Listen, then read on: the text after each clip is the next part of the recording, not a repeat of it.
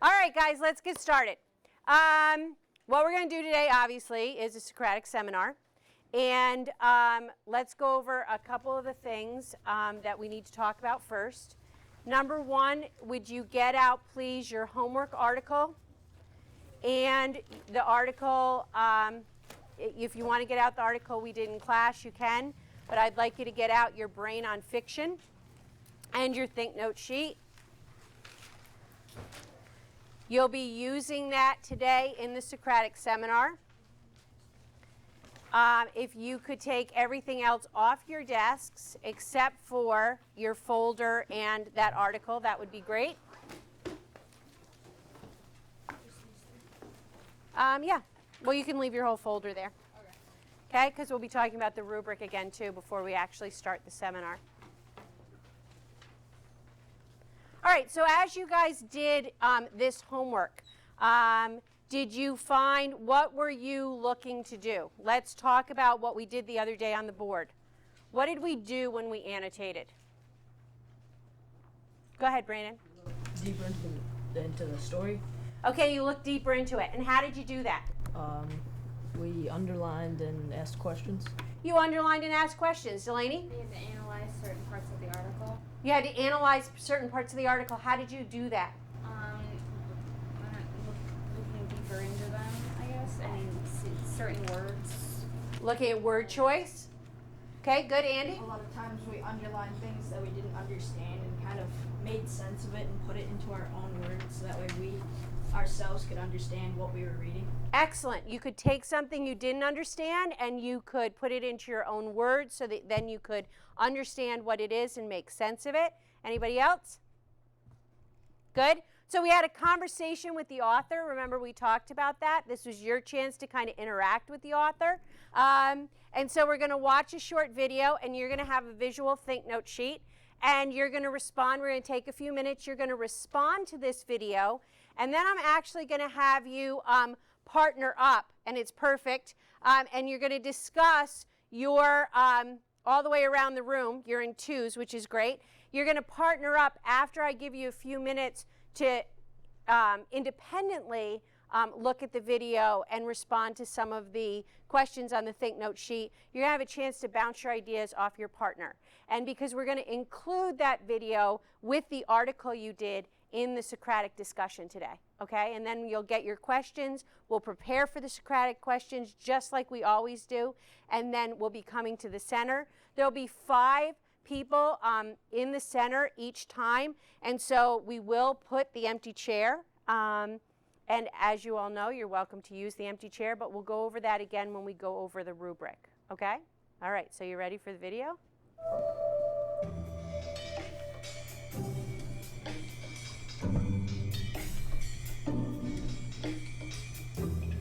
All right, take a minute before you start talking.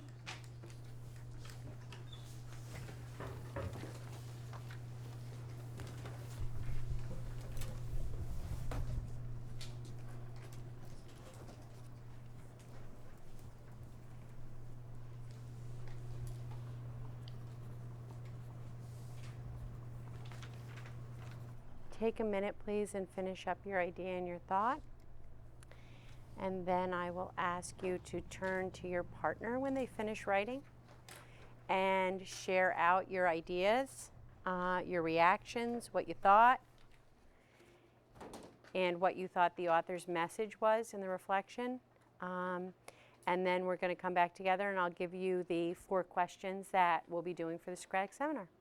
It was important to how we act today and how we are we don't realize how similar we are, but we don't realize how different we are either. Because if we don't learn about our past, we're doomed to repeat it. So it's very important that we know about it, but it's hard because not all of it's there. How people use it to record history is just amazing. How long it's been around. Right, you know, it's been there for like so long, but we haven't thought about it like that. Exactly.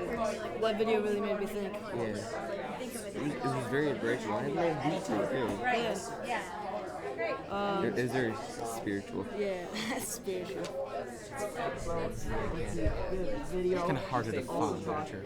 Literature is hard to define, but it's very important in the life we know. Because Okay, guys, let's come back together because you'll have lots of opportunities in a few minutes to discuss that video as well as the article and the pieces that you're working on, either the superhero you're creating or the novel that you're reading, Animal Farm. So I'm going to give you the 4 questions.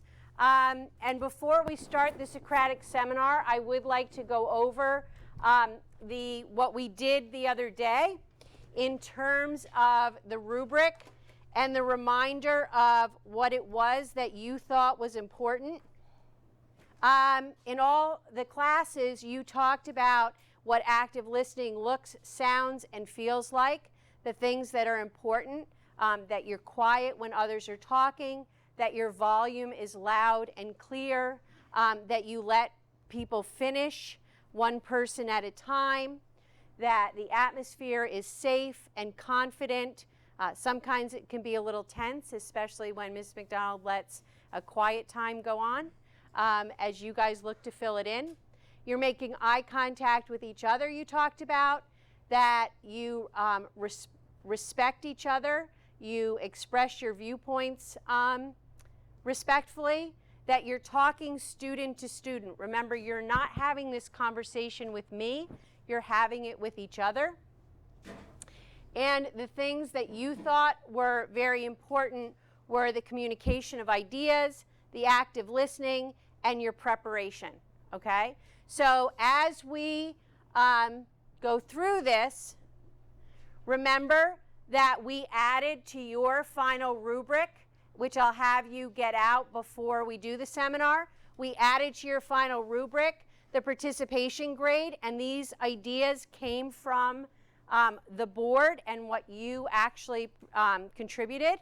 And lastly, because this is kind of, all this other stuff is busy, today at the end of class, you're actually going to be grading yourself on that rubric and talking about how you contributed, communicated, how you actively listened. You'll be assigning yourself, remember you guys broke it up, 10 points for communication and contribution, 5 for actively listening, 5 for preparation.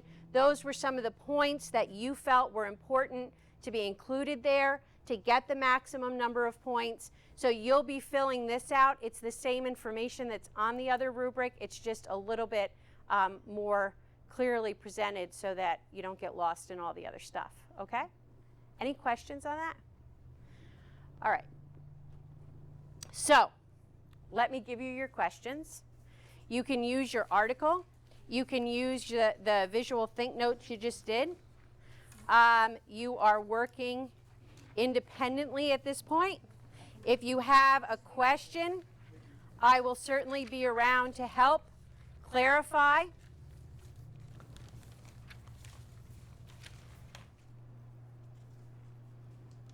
About mankind, and what would this author say about that? Okay.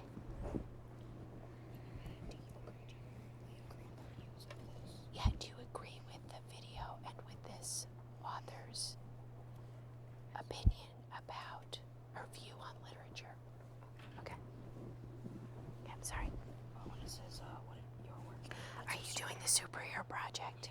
Okay, so you've incorporated some kind of message about mankind. So what is your message? So like in this one too, you're the author. Other people are responding to George Orwell. You're creating your own. Yeah, for my messages, Syria and how humans can kind of like destroy. Okay, you tell me here. Okay, do you understand that? Yeah. Okay. It's like a message from Animal Farm, right? You're reading Animal Farm. Yeah, what's the message of Animal Farm? The reason it's phrased like that is people who are doing the superhero, they're creating their message. So either way, okay? So do you understand that for you? It's what's your message in your superhero comic about mankind? Okay.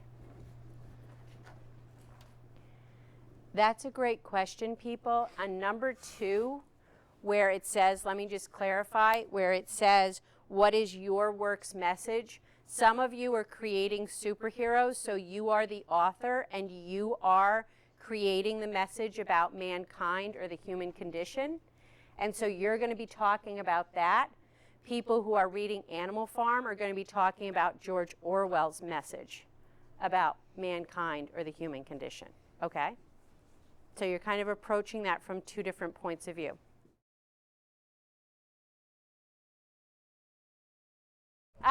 So the rules are, you come in, you sit down respectfully, you wait till the rest of the group acknowledges you, ask your question, make your point, and then what do? You leave. You go back to your space and leave the empty chair for some other participant. Okay, so there will be 5 people in the center. The rest of you, as usual, be sitting on top of your desks with your feedback form. So you might want your folders. Coming to the center are Paul, Jack, Megan, Delaney, and Donna.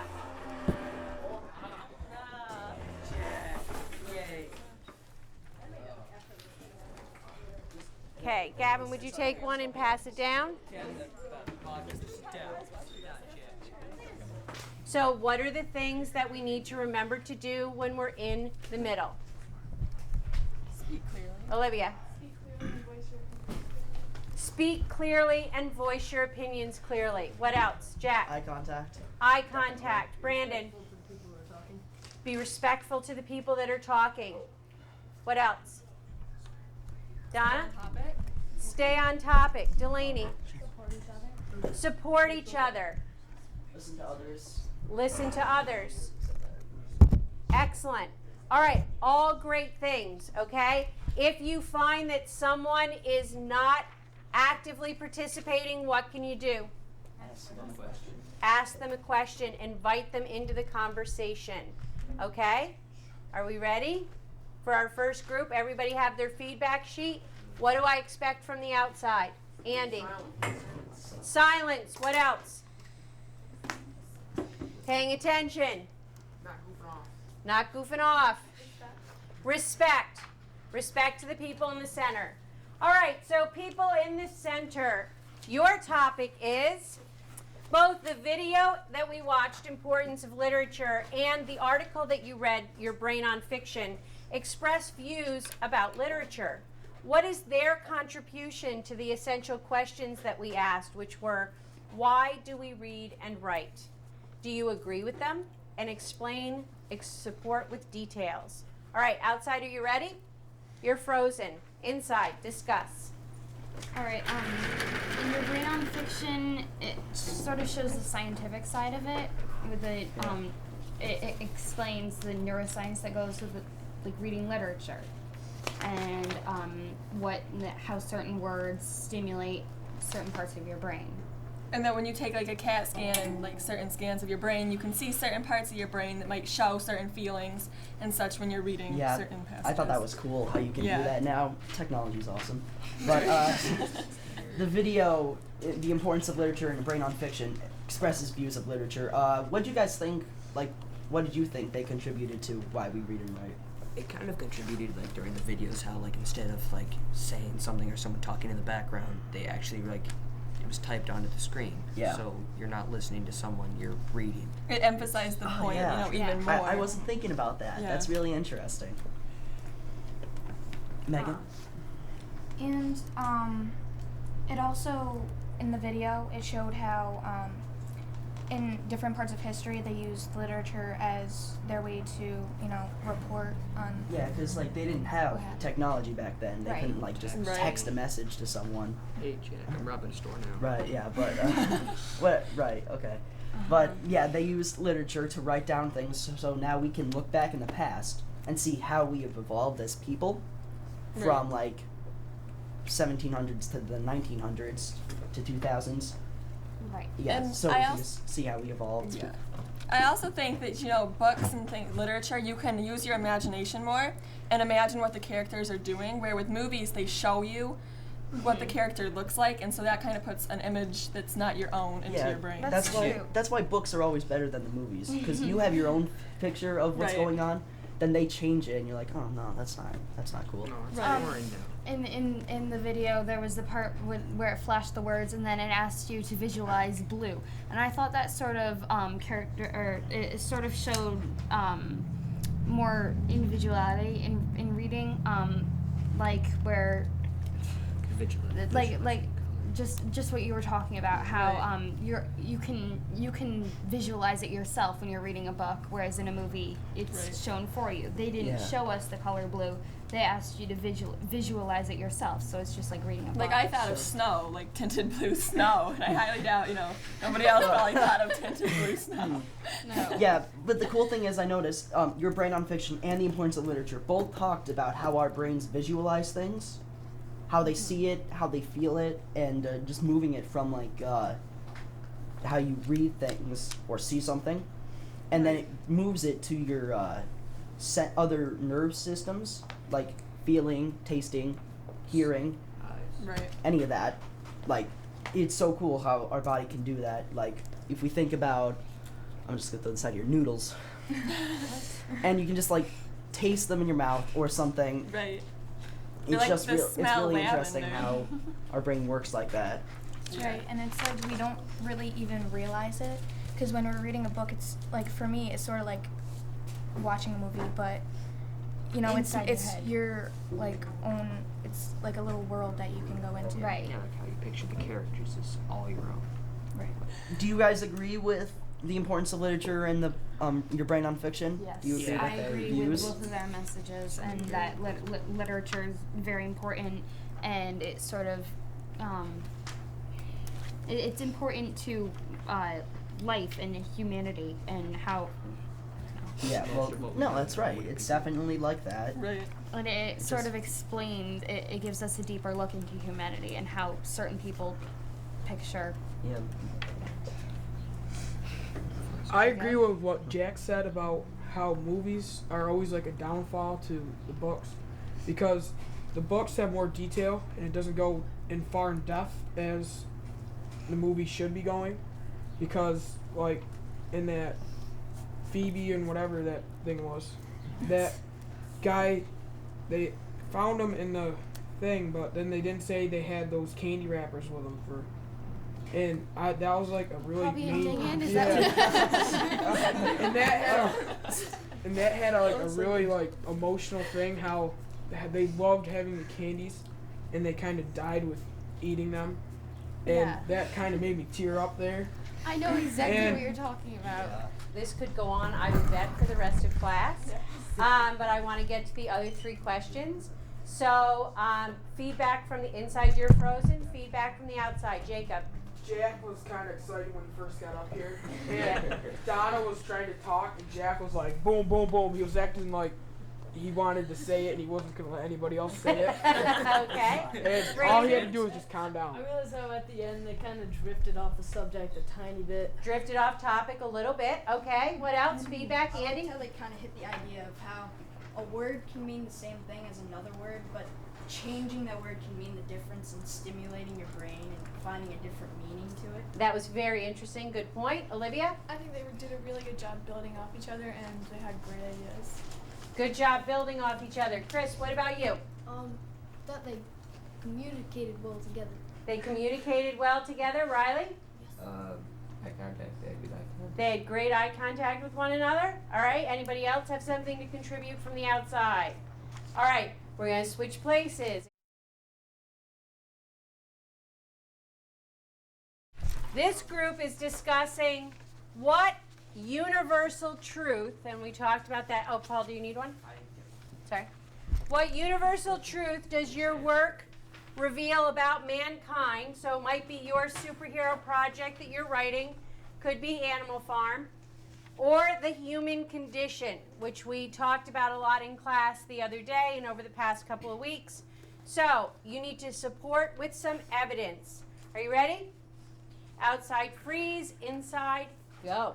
Okay, so my topic is on Syria, and I tried to include the meaning that in humanity, a lot of times when the going gets tough, we turn to violence a lot. And that's usually a bad thing. In Syria, too, we don't understand the Syrian culture in a way. So we're trying to help them when really sometimes they don't want that help. They kind of want to be on their own and solve their problems. What do you think, Olivia? Well, I read Animal Farm, and it's kind of about how they overthrow a government, the humans, and it was kind of dictatorship with the humans on a farm, and then they try to form a democracy almost, except that the animals aren't equal, and so because of their inequality, not everyone is equal. There are some animals who are more equal than others, and the pigs, who are the leaders, kind of become corrupt and become the dictatorship. And like in Syria, how they're trying to overthrow the dictatorship, that kind of ties into that. Like Olivia, I also read Animal Farm, and in Animal Farm, when they first overthrow the humans, the pigs are kind of like the superior intelligence because they're the only ones that can really fluently read and write. And once they're given that little bit of power, they have the constant hunger for power. They keep wanting more. They just don't know when to stop, and they become the dictators of Animal Farm, just like the humans. A lot of times in the Syrian government too, the corruption leads to the people having very, very little say, very similar to a communist country, instead of a democratic way of running a government what we have here in the United States. I haven't really read Animal Farm, but it seems like a lot of the things that are happening there, like the communism, a lot of that still exists today. Not really like the human condition. It's saying that even though we in America have our democracy, that and everywhere else, depending on the people, that's really affects their government and how they live. Yeah, sounds like an Animal Farm. Everybody wants to be at the top, and once you get to the top, you're acting more like the people that you wanted to destroy. Yeah, and we've always had those sort of issues throughout, power, issues of power. I mean, starting with the feudal society with medieval people, everyone tried to be the leaders, and then we have World War I and World War II, which was fought over expanding and imperialism and controlling more. And now we have the Arab Spring, and here dictators are falling. But the problem is who's taking their place. A lot of people don't know, and how. And the people or governments who are going to take their place, are they the military? Is it going to become a military dictatorship? What's going to happen?